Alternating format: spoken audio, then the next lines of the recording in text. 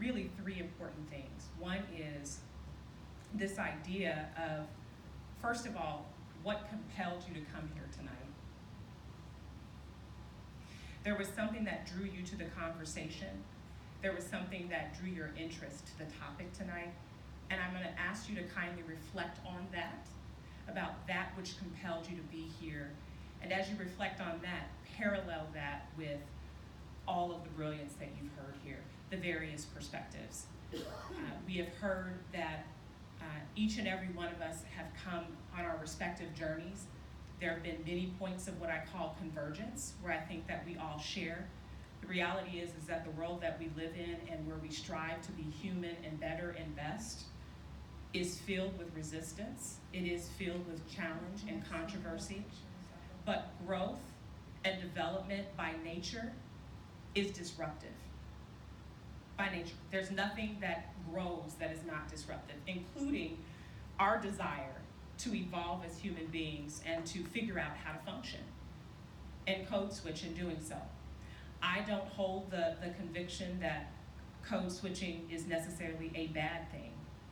I believe that it can be functional and it can help you meet the goals that you need to meet.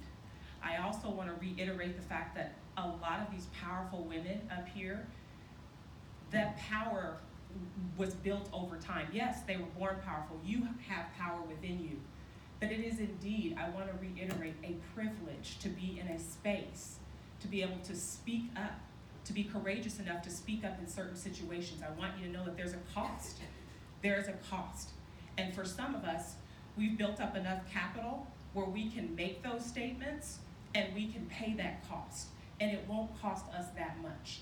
So you talked about being in spaces where your voice kind of quivers.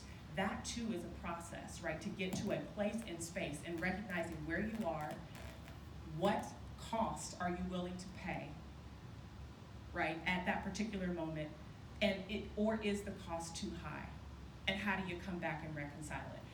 But at the end of the day, what I believe is that we all have each other. There's a collective village, and I hope that everybody in the room took something away, that there's the burden of having to think about these things.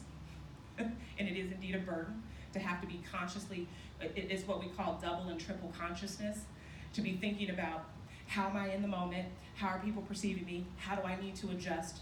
Those are all things that happen all at once, and it's exhausting. So I hope that, I don't want to use the word allies, I want to use the word accomplice, because it's a different level of accountability that I'm asking for my non-brothers and sisters of color to participate in this process, to alleviate the burden that it is placed on women and men of color to exist. And if the very goal of organizations is to increase the richness of what they provide from an innovative and creative standpoint, and even from a business model. Harvard Business Review put out this beautiful article, and they made the business case for diversity. And you know, if Harvard puts it out, it's valid. So I encourage you to grab that article and take a look. But I believe that these discussions tonight open up the windows, the doors for opportunity, for greater discussion and greater opportunities to collaborate and to think collectively about how we work together to make a more diverse world, to increase the likelihood that none of us are invisible, but that we get to show up, and when we show up, we're respected and appreciated and acknowledged. So tonight I want to thank you even for, and I want to also say this, when Black women get together and we get passionate, I want to reframe the narrative. We were not fighting. We were debating. And it's okay to be Black women and to disagree. It's okay, because that demonstrates the diversity of, we're not a monolithic group and we don't all share the same opinions. And so I really want to correct that narrative, that it is okay to have a disagreement. It increases, because I bet you're going to go home and be like, remember what she said? And then she said, I bet you that that point of contention will be the very thing that you will think about. But again, the overarching goal is, if you think about what compelled you here tonight, please take that and compare that with the beautiful theses that you have gotten here, and draw your own conclusions, because each of you are bright. You everything you need is within you. And I want to thank Dina, the co-panelist, and all of you for offering up a Friday night to be here. So thank you. Yeah, thank you. Round of applause.